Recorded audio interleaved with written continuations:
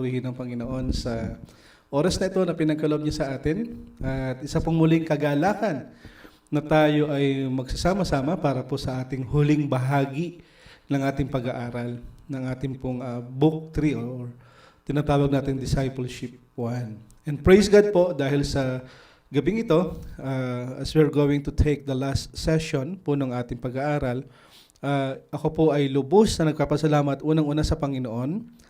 Pangalawa po sa inyong lahat, sa inyo pong pakikiisa, sa inyo pong oras na ginugol sa ating pag-aaral, nakaka-encourage po. At sa mga manonood o nanonood po doon sa ating Facebook Live, sa ating pong YouTube page, isa pong kagalakan na malaman namin na nakakatulong po ang ating pag-aaral ng salita ng Diyos to give us yung pong information. Somehow, it might help sa ating lahat, especially yung mga bagong mananampalataya, na tayo po ay lumago sa ating pong buhay Kristiyano, sa ating pagsunod sa Panginoon, and to give you more of yung teaching about yung in a biblical, yung proper way to study the Word of God. Okay? Sige po. Again, welcome po sa lahat ng kasama natin sa Facebook Live, sa Panambahan, sa ating pong Zoom. Isa pong kagalakang makita kayo muli at magandang gabi po. Ako po si Pastor Marvin ng Potter's House of Arabia. Sige po, sa pagkapatuloy po ng ating pag-aaral, may I ask everyone na ibigay po natin sa Panginoon at hingi tayo ng tulong sa Diyos sa ating pong pag-aaral. Tayo po ay manalangin. Maraming salamat, Panginoon, sa gabing ito na pinagkaloob mo. Salamat, Panginoon, sa muling pagkakataon, opportunity for us to be able to share the Word, to study your Word, and to apply it in our lives. Dalangin po namin, Panginoon, na samahan mo kami sa aming pag-aaral, isang malayong pagkilos ang Banal na Espiritu ang aming hinihiling, patuloy mo kaming kausapin, mangusap ka, Panginoon, sa aming mga pag-aaral, sa iyong mga salita ay patuloy na ikaw po ang siyang kumilos. At sa gabing ito, Panginoon, ay nawa ay magkaroon kami ng isang maayos na koneksyon at sa mga kapatid na nakikinig, nanonood, at kasama namin ngayon sa gabing ito at sa mga manonood pa ng pag-aaral na ito. Nawa ito ay makatulong po sa kanilang buhay espiritual at ang dalangin namin, Panginoon, override our preparation.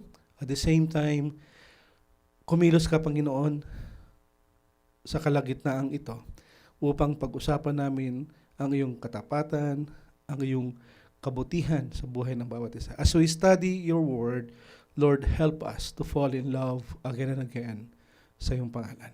Bless this night. We commit this to you. In Jesus' name we pray. Amen. Okay.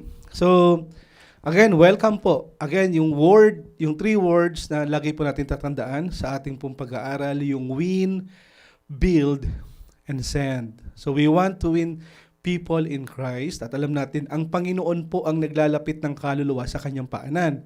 Ang trabaho po natin is to share the gospel. Okay?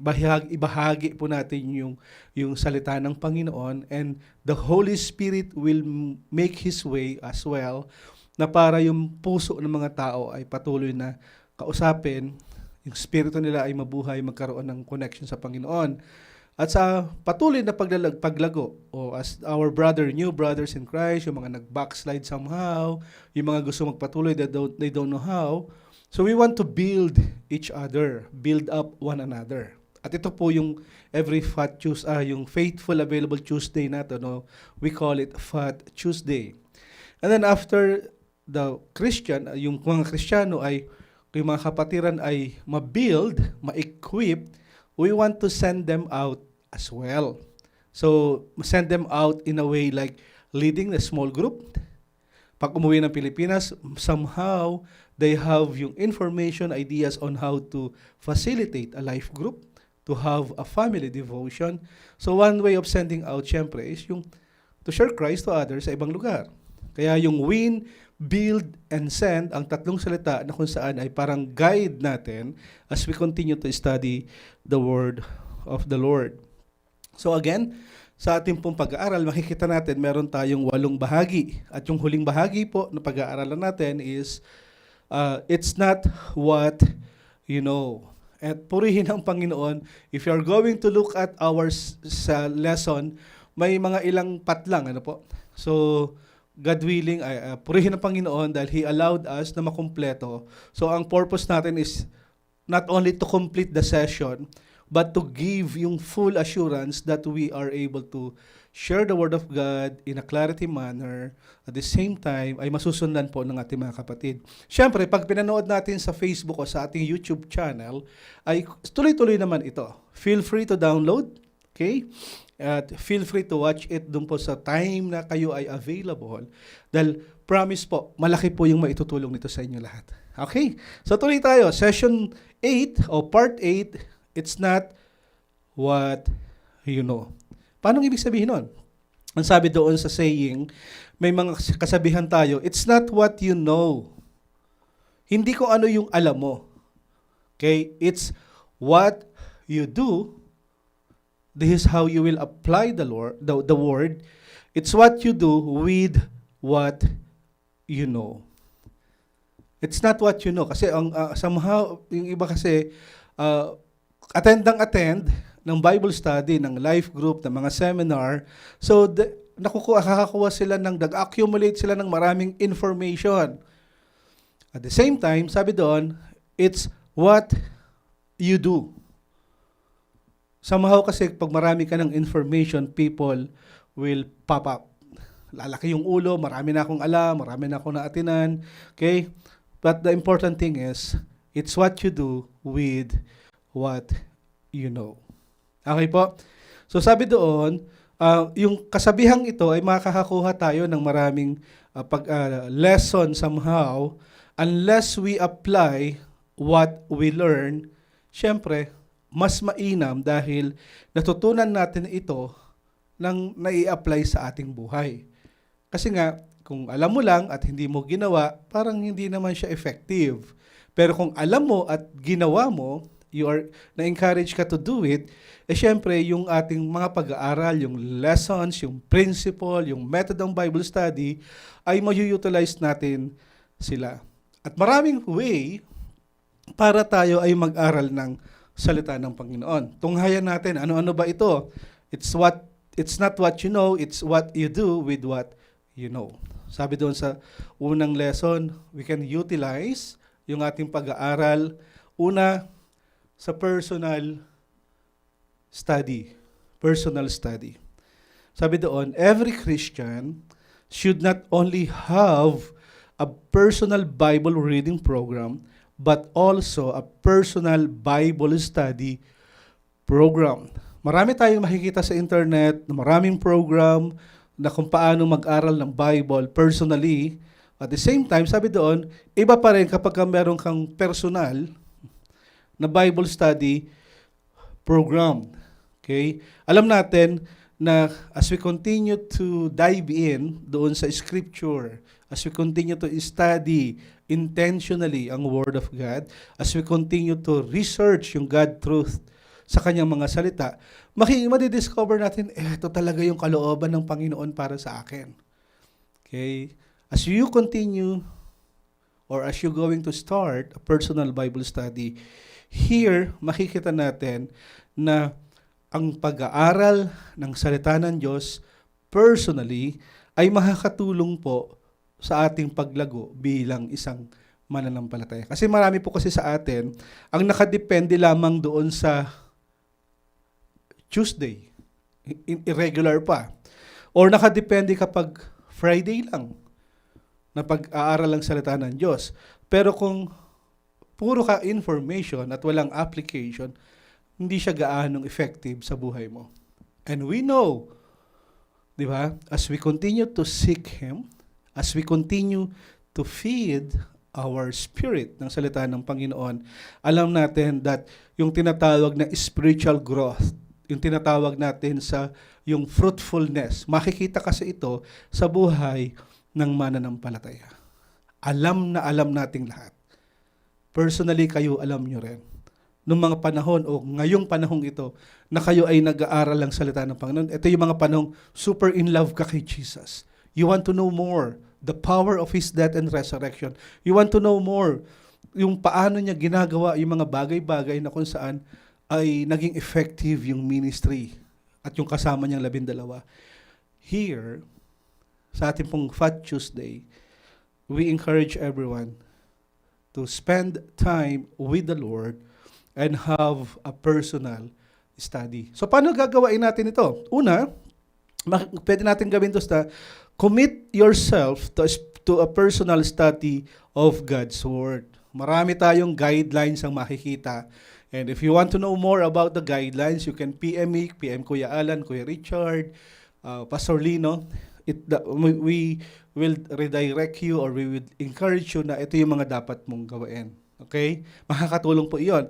Pangalawa, as you commit yourself, commit meaning intentionally, pagod man o hindi, pinaglalaanan ito ng oras, okay, yung pag-aaral ng salita ng Panginoon.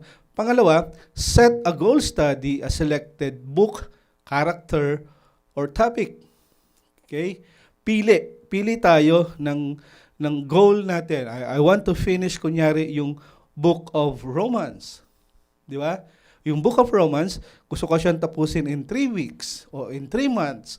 Yung mga ganon. Or, I want to study yung character ni Lord. Or, I want to study yung fruit of the Holy Spirit. Or, I want to study yung topic about humility, topic about forgiveness. Alam mo po yung ganon. Nung bago ako mananampalataya, in a year, meron akong nakaplat na pag-aaral. So habang pinag-aaralan ko siya, personal Bible study ko to, yung mga ginagawa kong topic, minsan ay kulang. So nadadagdagan pa. Mga kapatid, hindi po masasayang yung oras na ginugol natin as we continue to have yung personal study ng salita ng Panginoon. Ano pa? Determine a place and time for your personal Bible study. Habit na magkaroon tayo ng discipline, okay? Meron tayong disiplina, hindi man siya gabi-gabi, pero at least sa loob ng 1 linggo, meron kang 4 na oras, 2 oras, or everyday 1 hour. I don't know about you kung saan kayo maluwag. So determine a place and time. So magkaroon ka ng isang maliit na lamesa wherein ang nakalagay lang doon ay Bible, your laptop, your tab, okay? Anything that will or can help you to study the Word of the Lord. So, place and time for you to have a personal Bible study. At pang-apat, this is so important, keep a journal of your study for future reference as well as to share with others. Sobrang ganda nun. Kung nag-journal ka, you love to write, okay? Hindi lang mag-i-improve yung writing mo, but at the same time, mas madali nating maiintindihan, mariretain sa memory natin as we read and write kung ano yung lesson na pinag-aaralan natin. So, this is the way, this is our somehow procedure or guide to have a personal study. Kung ayaw mo naman ng personal study, let's say, nakukulangan ako, I want to study with other brethren, then, let's have yung tinatawag nating life group study. Diba? One of the best way to study the Bible is with others. Talaga? Opo. Kasi, ang daming benefits ito na makakatulong sa atin. Una, studying the Bible with others can make Bible study more interesting. Di ba kapag tayo ay nagba-Bible study, hindi ito yung parang nakaupo ka lang, nakikinig ka lang. Together with our life group, mas ninanasa natin that everyone can speak their mind. Walang limit yung oras as long as we are commit to have at least 1.5 hours to study the Word of the Lord. Studying the Bible in a group can keep us more motivated than if done alone. Sobrang exciting ito. May mga katulad namin, meron akong life group na every other Monday, at meron akong every other Wednesday. Okay? Tapos mag-meet kami lahat ng mga pastors ng every other Saturday kapag kami pagkakataon. Okay? Here, it will help us a lot na ma-motivate, kailan kaya yung next namin pag-uusap? Kasi interesting yung mga topic. Bakit interesting? Kasi, as we study the Word of the Lord, na-enhance yung ating observation, na-interpret, na-observe natin to, yung interpretation, and as an application as we share and learn from one another. May mga pagkakataon na yung pagkakamali ko kunyari, pag senior ko ito sa group, naa-alarm sila, nagiging aware sila that I will not do it kasi si kapatid ay ganito yung ginawa. Hindi upang ipahiya at hindi upang iyabang, kundi para tayong lahat, okay. So, kung mali yung gantong procedure, then I will not do it. I will find another way. Yung mga ganun po. Okay? So, as we have yung tinatawag nating life group study, okay, within the group, pag tayo ay nag-aaral, okay, studying with others offers greater protection from erroneous interpretation.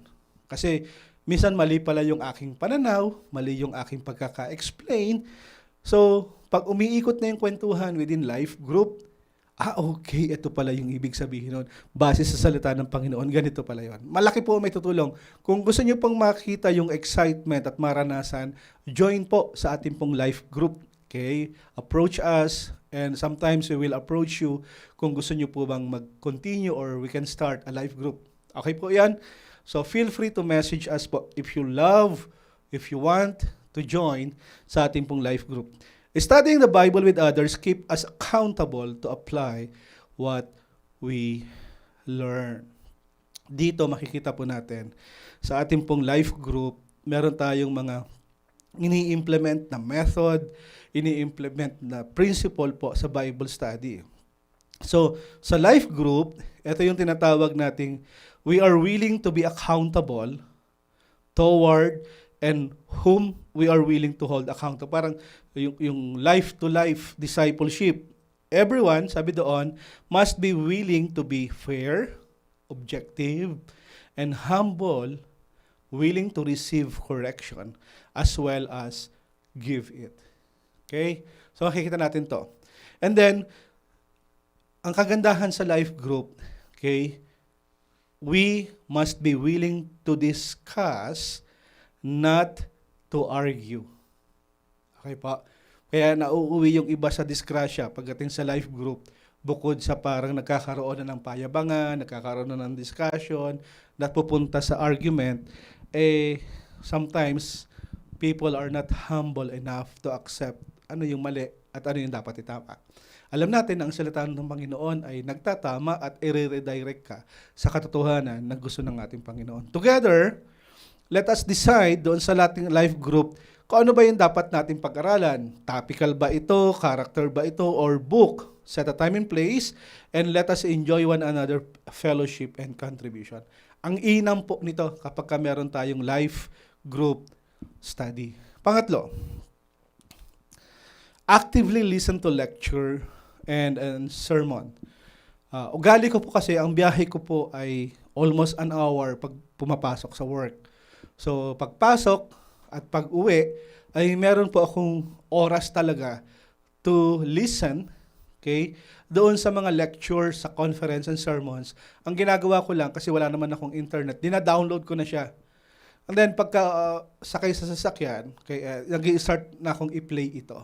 In a way, nakakatulong po ito ng malaki dahil sabi doon, nakukonfirm natin that okay, ito pala yung sinasabi ng Panginoon. Remember yung Acts 17:11, yung mga taga-Bereans, bukod sa sila ay nakikinig, they are novel and character po. Kapag mas mainam sila kaysa sa mga taga-Thessalonica. Kasi yung mga taga-Bereans, they received the message with great eagerness and examine the scripture every day to see. Si Apostol Pablo na yung nagtuturo. Pero gusto nila, kahit si Apostol Pablo ito, kung tama yung sinasabi niya, still, they love, they want, intentionally, study the word of the Lord. Ano yung makikita natin doon sa yung ways ng Bereans? Una, listening actively keeps your mind alert to what the speaker is saying. Okay? Kapag ang tainga mo po, yung tenga natin, ay yung parang hasa o bihasa or sanay na makinig ng mga salita ng Panginoon, okay? Alam mo, ang isang tao kapag siya ay nagtuturo na ng medyo taliwas at mali, makikita mo po yun. Okay? Kaya naman, listening actively. Okay? Hindi ito yung piplay mo lang dyan, parang radyo na pag napatugtog, pagka medyo gusto mo yung kanta, papakinggan mo. Hindi po ganon.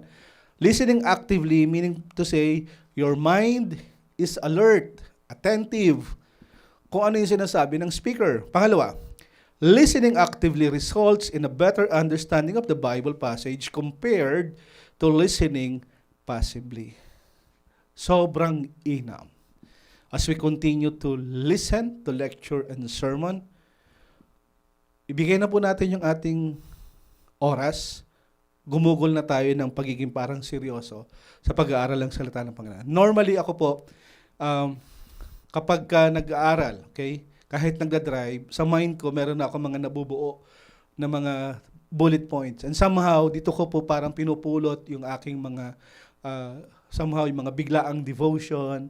May mga pagkakataon na naidadagdag ko siya doon sa notes ko kapag ang topic kunyari is forgiveness, humility, etc. Okay? As you continue to listen sa mga ganito, it will help you a lot to know more about the Bible and how to apply it in our lives. Okay po, pang-apat. Train others to study God's Word.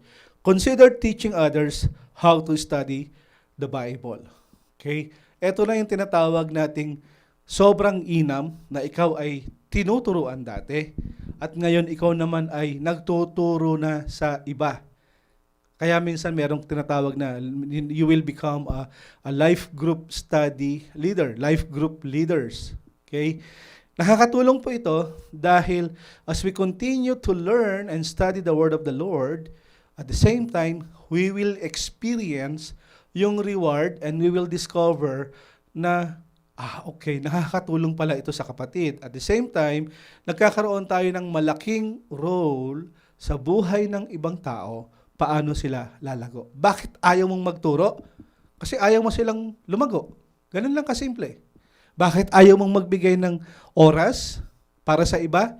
Wala ka kasing oras sa sarili mo. So, you cannot give what you don't have. But if you are attentive, intentional, if you are studious, if you are willing to obey the Lord, you will study and you will share it to others. Hindi mo lang siya i-share. Tuturuan mo pa sila. Iti-train mo din sila. Dahil, ang sabi doon, teaching others to study the Bible helps you to become, ano raw? A better Bible student. As you relearn the principles and method of the Bible each time you teach it. May mga pagkakataong pag tinuro mo na doon sa isang life group, yung lesson na ito, pag tinuro mo naman sa kabilang life group with the same lesson, ibang approach, ibang way mo ito sasabihin. Bakit? Kasi nga, may mga pagkakataon you need to relearn at the same time na e-enhance po yung ating pagtuturo. Gusto niyo pong subukan? Magturo po kayo. Makakatulong ito sa atin. Teaching others helps to fulfill Great Commission by getting them in the Word. Di ba sabi sa Bible, paano naman sila makikinig kung walang magtuturo? Paano naman sila magtuturo kung di man sila mag-aaral? Okay po. Mga kapatid, ang gandang pagkakataon na tayo ay bigyan ng Panginoon ng responsibility to share Christ to others. Hindi lang share. We will help them also. We will train them to become a leader, a life group leader someday. Okay po. Sunod. Sabi doon, creating Bible lesson. Makakatulong sa atin to. If you are asked to teach from the Bible study principles and method can be used to develop lesson to share with others. Sa ating pong pag-aaral, okay, meron tayong tinatawag na expository Bible teaching. We are doing it every Friday. Okay? The process of explaining Scripture directly from the Bible, ang tawag po doon ay expository Bible teaching. At meron tayong two methods on how to do it, and we will give you example later. Yung tinatawag nating verse by verse at yung tinatawag nating thematic. May mga pagkakataon na kung saan minsan ay nagkakagulo. Ano ba ang dapat ituro? Verse by verse ba? Thematic ba? O ano ba talaga? Okay? Dito po, ang primary goal po ng expository Bible teaching is to explain the meaning, and the application of the Word of God in such a clear, accurate, and relevant manner to cause the hearer to believe and obey kung ano yung sinasabi ng katotohanan sa Biblia. No matter kung thematic man ito o verse by verse, God's main concern is that we trust Him and utilize all that we have learned to serve Him. So tandaan natin that as we continue to study the Word of the Lord, yung truth ng Panginoon, okay, be intentional po to do it. Excuse po.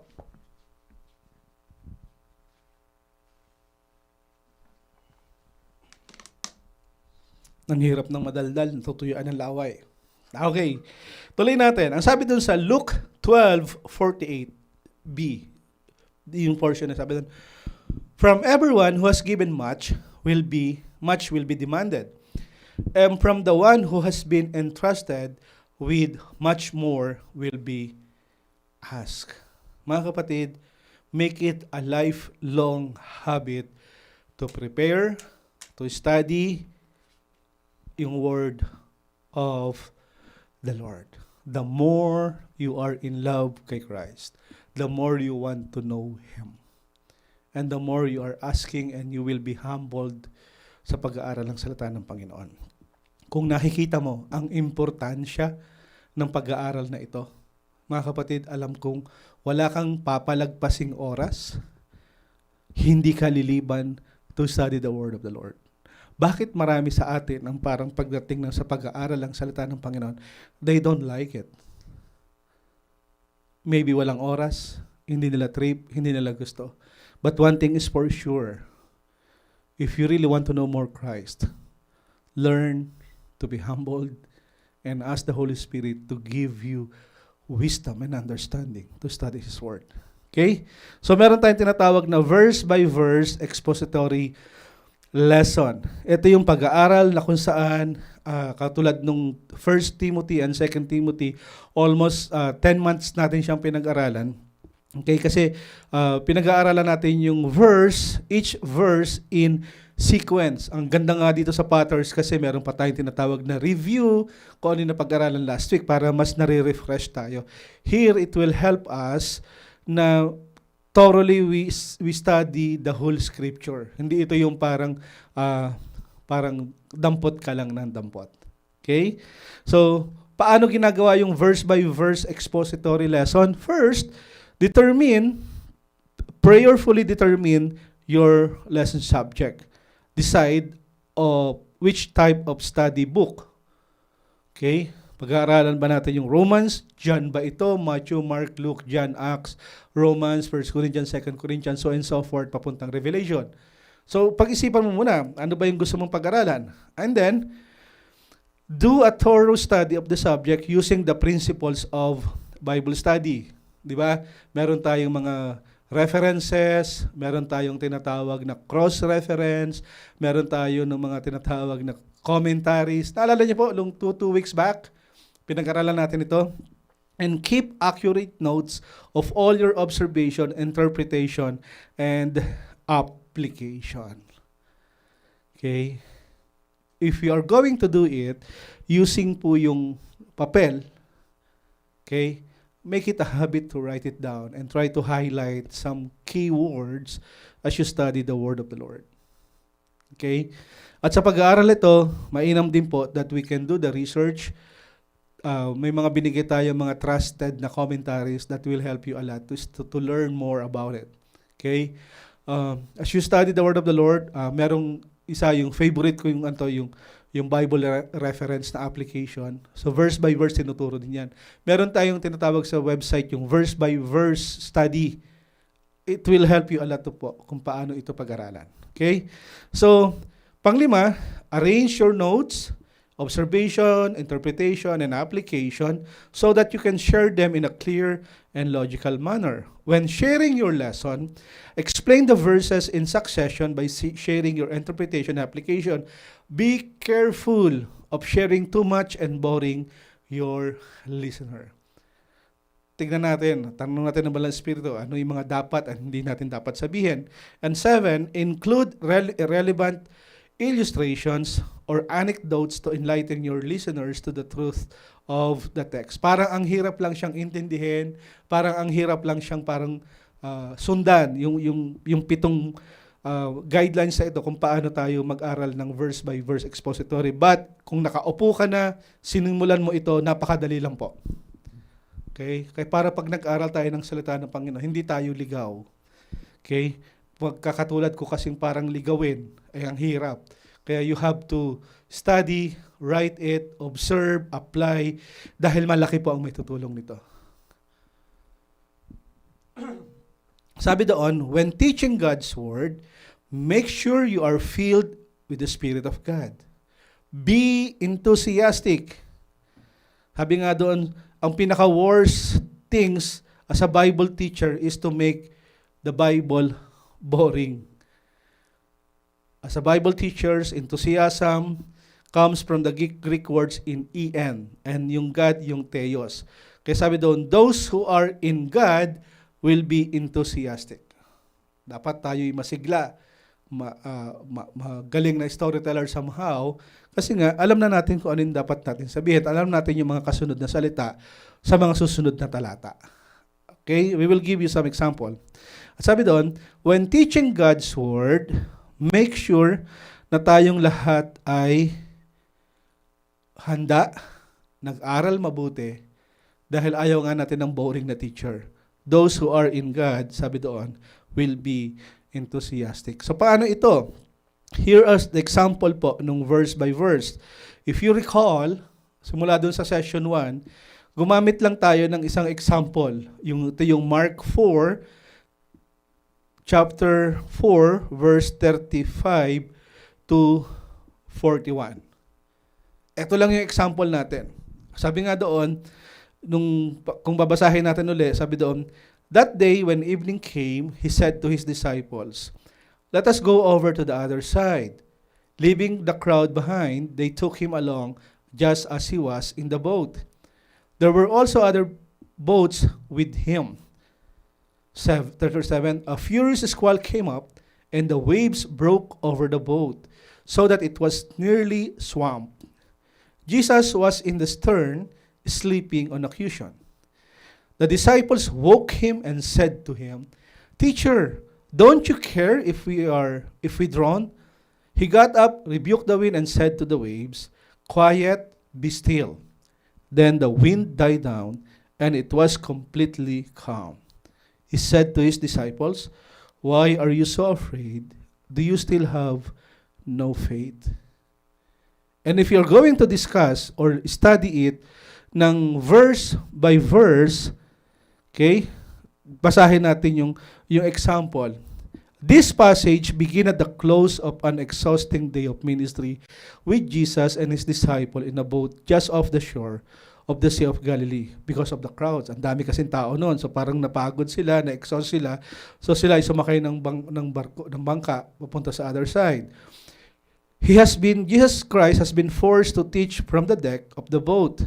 And now, at the end of the day, he gives instruction to his disciple that instead of going to shore when the crowds were, they should go to the other side of the lake, a voyage of about 8 miles.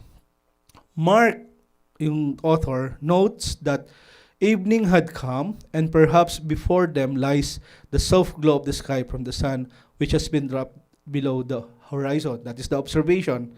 In a few minutes, there will be nothing before them but a foreboding darkness, and the sounds of lapping waves on the bow of the boat. They are heading into this darkness toward the opposite bank of the lake. And in this uncertain environment is heard the confident instruction of our Lord, let us go over to the other side. Parang ang hirap yung sentence i-complete at the same time. Siyempre, you can do it kahit Tagalog siya, base sa yung observations, interpretation mo, and application, you can do it. This is only a guide, example. And then, sa mga sumunod, yung verse 36, if you're going to read it, and explain niya rin. We read an interesting phrase. Sabi doon, they took him along in the boat. There is a sense here of the disciples' confidence. They are now in charge. They are taking the lead. Why? Because at least four of them are in their element. They are literally in their own backyard, having grown up as a fisherman on this very lake. So, kabisado kasi nila yung lake, mga fishermen sila. So, somehow parang alam nila kung ano yung dapat nilang gawin. Di ba? Parang area ko to, sama ka sa amin, Lord. Now, it's their turn to show Jesus what they can do. Maybe, they had even suggested that he relax and get much needed sleep as they took care of things. Maybe ganun yung observation. Little did they know what was about to transpire. There were no radars, no satellites, no weather satellites back then. Kaya naman, they should have known by experience yung unpredictableness ng lake, yung danger na darating. Especially during a night crossing kasi wala namang ilaw na malakas noon. Perhaps, their experience and confidence caused them to drop their faith in God and put it in their own skill. That is the recipe for trouble. Meaning to say, as you continue to observe, explain it in your own words somehow, verse by verse, application, observation, interpretation, it will help you a lot to know more about the verse. Okay? So, here, malaki po yung maitutulong if you have a concordance, cross-reference, Bible reference, commentaries to study yung tinatawag nating verse by verse. Okay po? Kung gusto nyo pa pong maintindihan at malaman, let us know. And we love to sit down with you and talk over doon sa coffee together or online together. We can talk about it. We will help you po kung gusto nyo po itong mapag-aralan.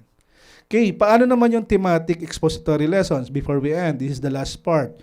Sabi doon, thematic lesson 6, seek to organize individual truth in a passage around the central theme. Ito po ay pinapakita that we can support, okay, yung central theme ng passage at pwede natin siyang bigyan ng somehow yung lesson, okay, yung merong theme na makukuha tayo rito. Ito na yung mga tinatawag natin na kapag pinag-aaralan natin, mas makikita natin yung principle on how to study the Word of the Lord. Dito mas magkakaroon tayo ng tinatawag na accurate notes ng lahat ng observation, interpretation, and application. At dito makikita natin yung determine the main theme of the scripture passage being studied. I remember back then, meron tayong ginawang isang pag-aaral. I don't know kung nasa YouTube natin to. Yung how to make a devotion. Okay? So, super basic yung ginawa natin noon. Maybe we can do it at the same time sa mga susunod na lesson. Tinuro natin dito yung theme of the passage, yung may mga bullets pa, yung mga application dahil sa mga bago, okay, on how to write their own lesson or study the Word of the Lord in a thematic way. Okay? It will that video will help you on how to do it sa super basic na paraan. Okay? So, as we study yung thematic, prayerfully determine your subject, decide kung anong libro yung gagamitin, do a thorough study of the subject using the principle of the Bible study, keep accurate notes ng lahat ng observation, lahat ng interpretation, and lahat ng application, and determine the main theme ng scripture na pinag-aaralan. Number 6, determine the truth found in the passage that support the theme and which are supported by your observation and interpretation. I-arrange natin yung katotohanan in a clear and logical manner. Present your lesson by explaining this truth by your interpretation. Okay? Ito na you will explain the word of the Lord base sa iyong pagkakaintindi. Okay? So, paano ka hindi magkakamali? First, ask the Holy Spirit to help you. Second, we have, again, may mga cross-reference, may mga dictionary tayo that will help you on how to know it more deeply or mas mapag-aralan natin yung mga sensitive na subject. Include illustration or anecdotes that will help make the truth of Scripture relevant to your students. Share the practical application and principle that apply to each truth. Ito yung tinatawag nating sa last part, I learned, what I have learned, what I have observed. This is my interpretation. Okay? Kung palaaral ka, alam mo itong sinasabi ko dahil as you study along the way, meron kang note dun sa notebook mo. Yung end ng pag-aaral to, dito mo makikita. Ito yung natutunan ko at ito yung i-apply ko sa buhay ko.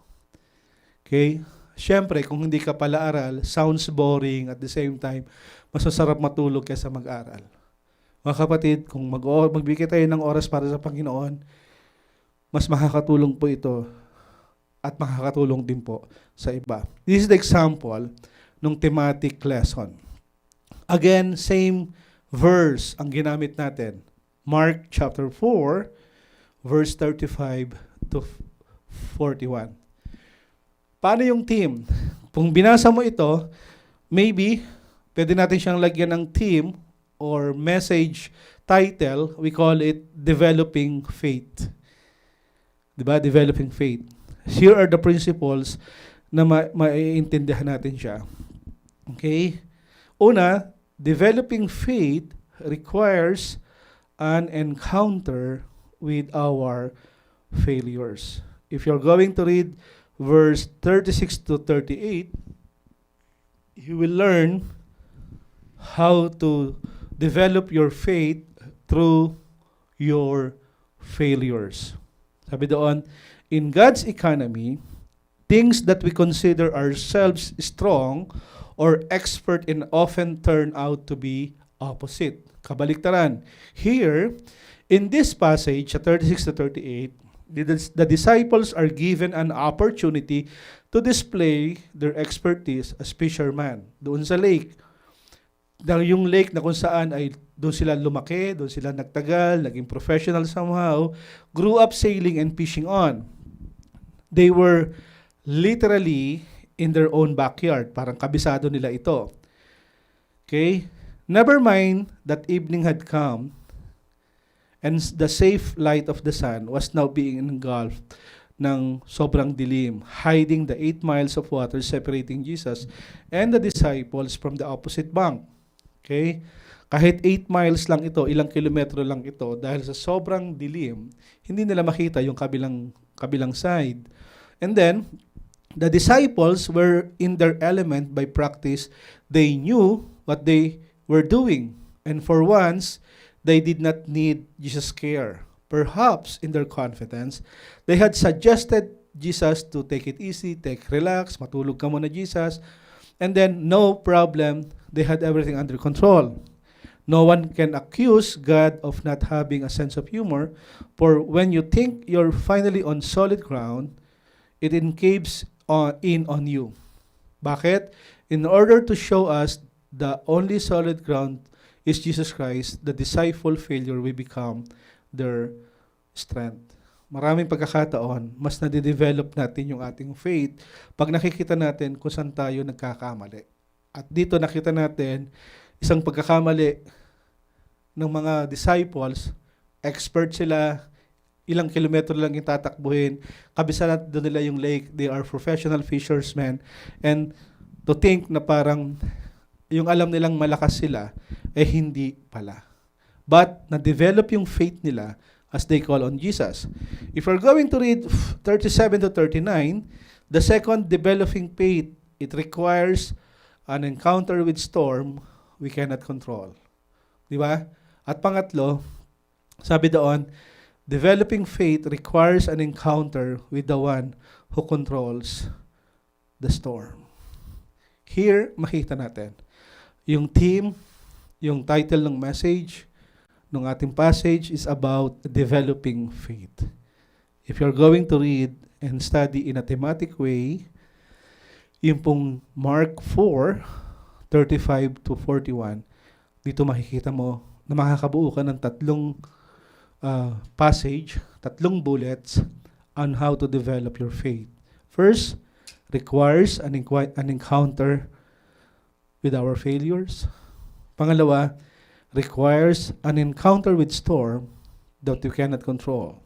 At pangatlo, developing faith requires an encounter with the one who controls the storm. Thematic man siya, verse by verse man siya. If you have time with the Lord, Therefore, mas madali mong maintindihan ang salita ng ating Panginoon.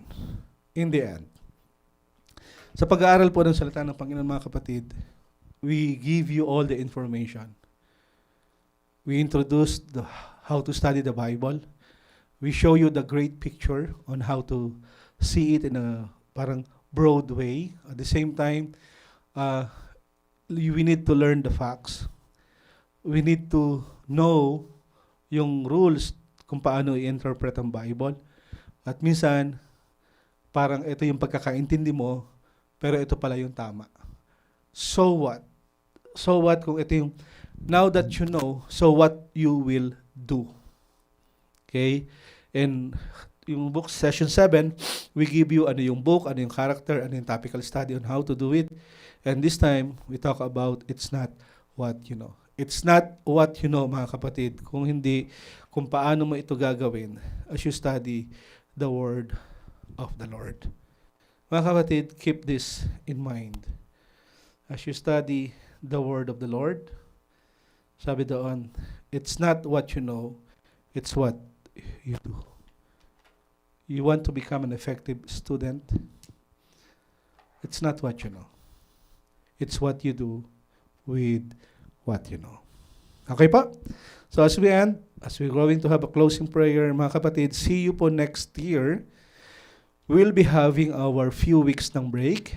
At the end po, nung last Tuesday ng January, after po nung ating prayer and fasting, we will proceed po sa isang, as promised, yung interesting topic about yung 5 crowns. And then after that, coming February, God willing, we will start our 70/7 study about forgiveness. We will give you more information, more details sa mga susunod po ng pagkakataon. Okay? So again, maraming salamat po mga kapatid sa inyong oras, sa inyo pong walang sawang pagsubaybay, sa inyo pong mga panahon na ginugol, dapat nagpapahinga, nawa ibalik sa atin ng Panginoon yung lahat po ng ating ginugol na oras para dito. At sa ating pong pag-aaral, may we continue to find the Lord. Dahil sabi doon, call on the Lord while He may be found. As we call Him, as we study, as we fall in love with Christ, the more po siya magpapakilala sa atin. Okay? Kung kayo po ay may mga tanong, let us know. Send us a message and we love to hear from you and we love to discuss it with you. Okay po. Again, ako po si Pastor Marvin ng Potter's House of Arabia. Maraming salamat po sa oras. Tayo po ay magwakas sa panalangin. Salamat Panginoon sa pagkakataong amin pong ginugol sa maikling panahon as we study your word. In a sense, parang napaka-broad ng pag-aaral, parang hirap sundan. Pero alam namin, Lord, that kapag inumpisahan namin ito, kapag in-apply na namin ito, pagka intentionally we seek you, we believe, as you promise, that the Holy Spirit will be our guide. He will give us wisdom, understanding to know more about your word. Lord, I pray ng mga kapatid ko po, they ma-encourage po sila, kaming lahat, to study your word. And we pray, Lord, that you may continue to bless each one of us. Salamat, Panginoon, sa buong taon na kami po ay iyong sinamahan at sa bawat Tuesday na kami po ay nakikita-kita. Ibalik mo, Panginoon, ang pagkapala sa mga kapatid ko na ito. At ang tanging dalangin ko lang, Panginoon, nawa ay datnan mo kaming tapat na naglilingkod sa iyong pangalan. Ito pang aming dalangin sa pangalan ni Jesus. Amen. God bless mga kapatid. Purihin ang Panginoon and see you next year.